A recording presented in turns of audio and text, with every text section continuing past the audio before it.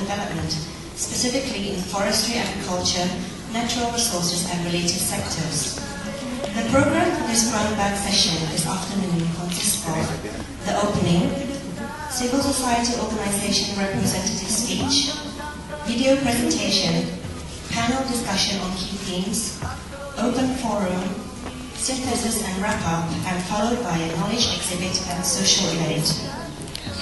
Mr. Heinz Walker Nedekum, Swiss Ambassador to ASEAN, Dr. Harry Santoso, Director General of Watershed Management and Social Forestry Development, Iman Santoso, Director General of Forest Utilization, Ministry of Forestry, Ms. Guerrero, Executive Director of the NTFP EP and CSO representatives, distinguished delegates, ladies and gentlemen,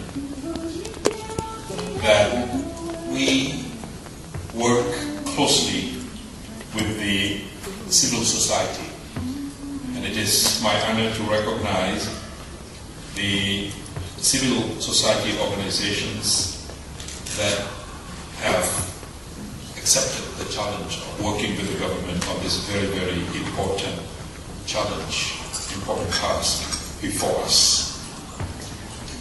I would like also to extend my utmost appreciation to the co-organizers, to the ASEAN Secretariat, the Non-Timber Forest Products Exchange Program for South and Southeast Asia. Together with ASEAN Social Forestry Network, under the ASEAN Social Forestry Network Swiss Partnership on Social Forestry and Climate Change, ASFCC. Also would like to recognize the presence of representatives from the diplomatic corps, offices, missions of ASEAN. Very gathering is very much the symbolism of that awareness. And I think it is very encouraging. And I do know that your work, your commitment, and your determination in implementing your own agenda, your own projects, and your own activities will contribute so much to this mission, sacred mission before us, and that is to save the forests for ourselves and for our children. And we're not doing this just only for ASEAN, but the world will be grateful if we succeed in what we have set out to do.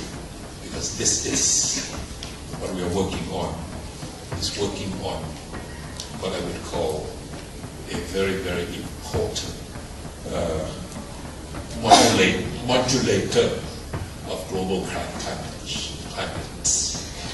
If we fail in this mission, it will be a catastrophe for the global community itself. That's why there's so much stake, so much interest, and so much attention to what we are doing in our own way. A small contribution, but meaningful contribution. And I thank the government of the Federation of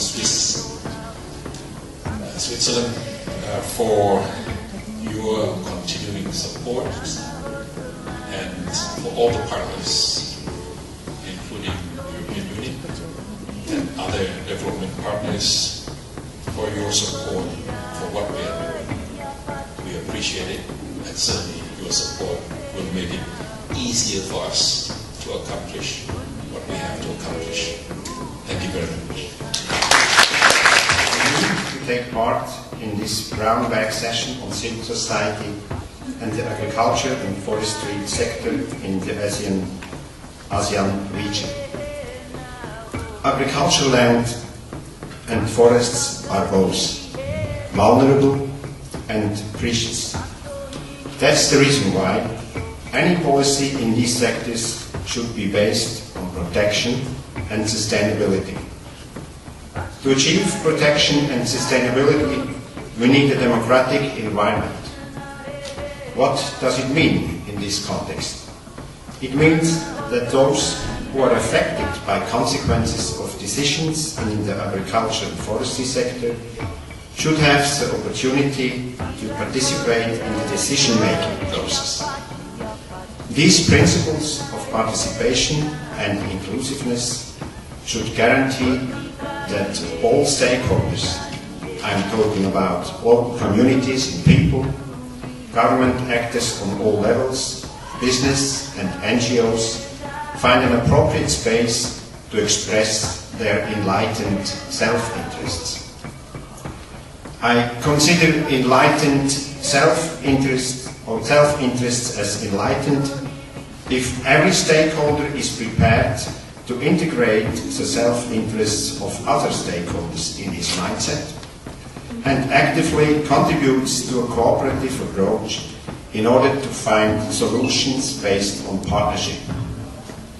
In addition, the protection and sustainable use of agricultural land and forests required enlightened self-interest to be long-term. Secretary General of ASEAN. The Excellency Mr. Heinz Walker Nandervan, Swiss Ambassador for ASEAN. Dr. Tahlim Sudaryanto, Office Advisor to the Minister of Agriculture. Representative from our organization in the ASEAN region. And of course, Ms. Christine Aquil, CSO representative, non-timber forest production. Distinguished guests from the embassies and permanent delegation in Indonesia, distinguished resource person from the SOM-AMAF, ASOF, the ASEAN Secretariat, civil society organization, namely the MTFP, ASEAN DHRRA, AFA, ICRAF, Southeast Asia, and the ASEAN Swiss Partnership on Social Policy and Climate Change. Distinguished participants and organizers, Asia DHRRA, with the support of the Swiss government through the ASEAN Swiss Partnership on Social Policy and Climate Change, and the General Official Meeting of the ASEAN Ministers on Agriculture and Forestry. We sincerely thank all invitees for your attendance and all resource persons and facilitators for providing their substantial contribution to this event. In view of the importance of forests for rural economy and recognizing that there are many local communities in ASEAN still dependent on forests for their livelihoods, ASEAN fully subscribes to the concept of community-based forest management, or CPFM, and social forestry is considered an important strategy by which local people work in partnership with national agencies, non-government organizations, private sectors, and other relevant stakeholders in the development of forest resource management. ASEAN member states have increasingly initiated and expanded social policy as part of their sustainable forest management approach, which involves organizational development, issuance of use rights, or management agreement, participatory forest planning, implementation, assessment and reporting. Some countries are more advanced in social forestry compared to others. NTFP is also a partner of ASEAN. Ms. Carrero, the floor is yours. Thank you, Amelia. His Excellency Dr. Soren Witwan, His Excellency Heinz Walker Nandervan, Dr. Harry Santoso, Pak Nurulin, Dr. Iman Santoso, and all the distinguished panelists and other guests of today. Speaking on behalf of civil society, we hope that this is not the first time we meet in this way, and that this will start the ball rolling, and that we can continue the conversation here and even outside this room. It's one, where is the interest of the custodians of these forests and of these farms? We as civil society ask the questions of inclusiveness, of equity, of rights and justice, of voice and of choice. Civil society organizations, as the topic of today, is a wide array of organizations, from people's organizations to the academe, to media, to faith-based groups. And they have a broad range of roles in social and economic development at all local, national, and even international levels. CSOs often provide a means to articulate the views of various sectors to government, and they provide the awareness of issues and trends to farmers, fishers, indigenous peoples, and other forest dependents. Farmers Alliance for Sustainable Rural Development, AFA. API is a national farmers organization established in 2001 with around 200,000 member households from 39 pheasant unions across 14 provinces in Indonesia. API focuses on advocacy on agrarian reform management of sustainable production activities, improving market access and building solidarity among its members. To Mr. Morudi, the floor is yours. Thank you. Your Excellency, Mr. Surya Kusuma, Secretary General of ASEAN, Mr.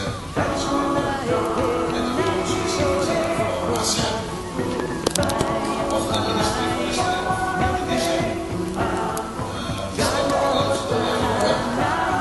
First, I would like to express gratitude to ASEAN leaders, senior staff and development partners for invest time to know more about us from a civil society organization, which I hope can lead to better understanding, and with better understanding come a greater chance for better cooperation toward building a caring and sharing ASEAN community.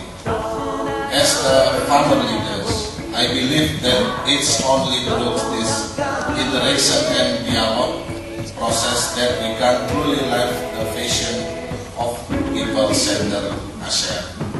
In 2007, I can recall my first time to step in the ASEAN headquarters together with my fellow farmer leaders from ASEAN Farmer Association for Sustainable Rural Development, or AFA, a regional federation of small-scale farmers with 10 million members from 8 countries in ASEAN.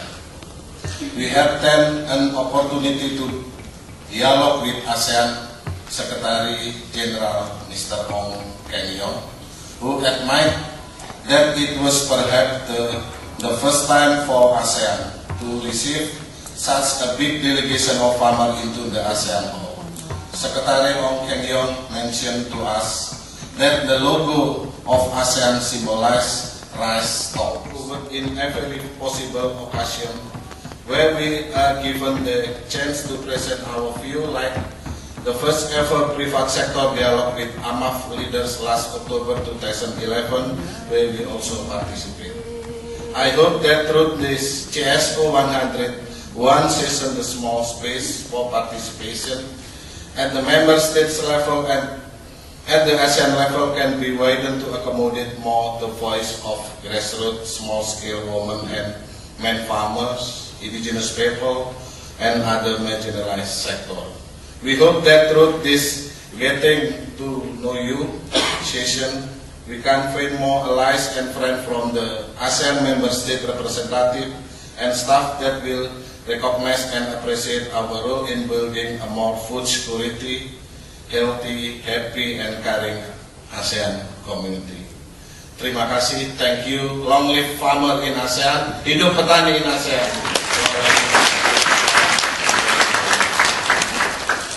Concludes the opening segment of the program.